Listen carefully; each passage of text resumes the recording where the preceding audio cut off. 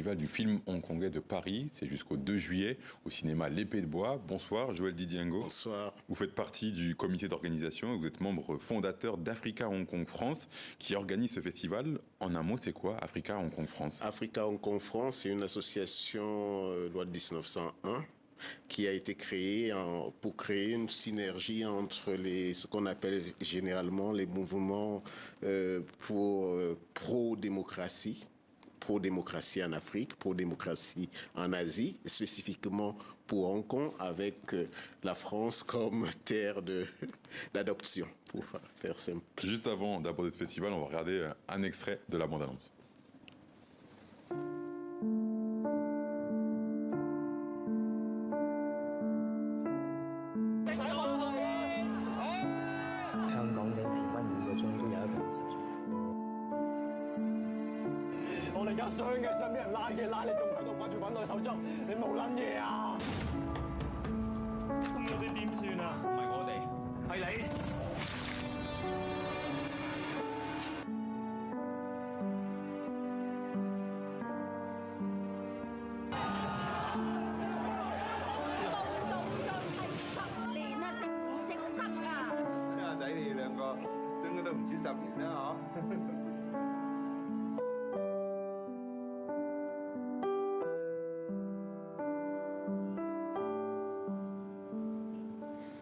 Il y a 3 ans, 2 millions de Hongkongais descendaient dans la rue pour défendre leur liberté. C'est pour commémorer cet événement que le festival est né. De quelle manière ce premier festival est un acte de résistance? Ce premier festival est un acte de résistance parce qu'il faut intégrer que la plupart des artistes ou des œuvres qui sont dans le cadre de ce festival ont été censurées à Hong Kong.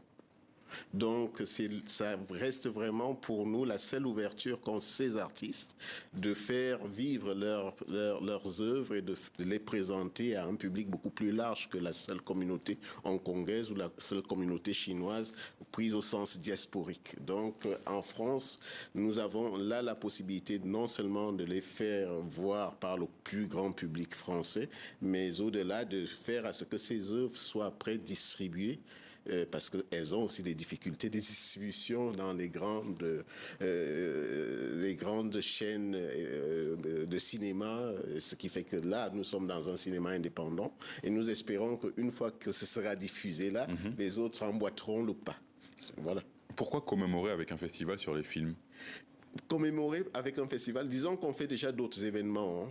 Il faut savoir que Hong Kong, HKF est essentiellement là d'abord pour soutenir tous ces jeunes que vous avez vus dans les manifestations à Hong Kong qui ont dû être en exil. Certains sont venus en France et nous les accompagnons dans les processus de régularisation, du moins dans l'asile et le reste. Et parmi eux, il y a des artistes aussi. Donc, à chaque fois, nous nous adaptons en fonction de ce qu'ils savent faire et de ce qu'ils nous proposent lorsque nous trouvons des financements. Là, on a trouvé des financements pour un festival et ça tombe bien parce que nous voulons le pérenniser et l'inscrire dans l'agenda culturel parisien.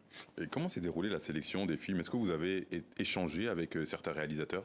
Effectivement, on a échangé avec les réalisateurs. Ce fut long, ce fut laborieux parce que ce sont des films, comme je vous ai dit, qui sont pas interdits. Donc, il faut parfois trouver les réalisateurs qui sont en exil et arriver à faire cheminer les films.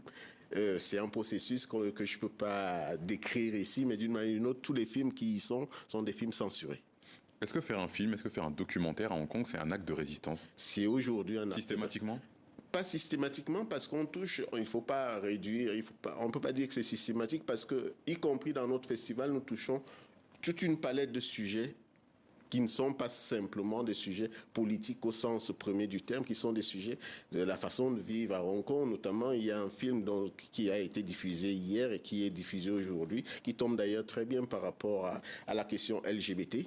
Et nous organisons un débat aujourd'hui sur cette question. Vous voyez, donc on touche une série de sujets qui touchent à Hong Kong, qui touchent même à la péninsule chinoise et qui fait que aujourd'hui, ça peut représenter un acte de résistance pour des personnes qui sont réfractaires à la liberté, mais c'est pas en tant que tel un acte de résistance parce que on montre la vie des Hongkongais, la vie des Hongkongais lambda dans les rues de Hong Kong, comment ils se comportent, leur quotidien. C'est en fait ça.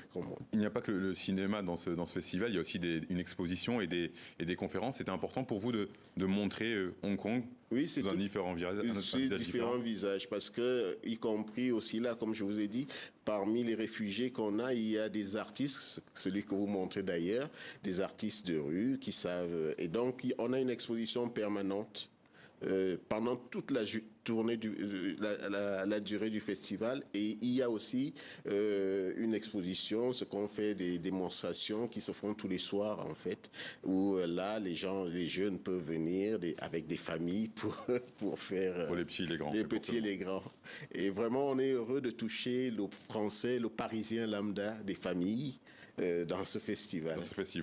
Jean-Didier Ngo, merci d'avoir accepté notre invitation. Je vous remercie. Vous êtes membre du comité d'organisation du premier festival du film hongkongais de Paris. C'est jusqu'au 2 juillet au cinéma L'Épée de Bois dans le 5e arrondissement de la capitale. Merci. Je vous remercie. Merci.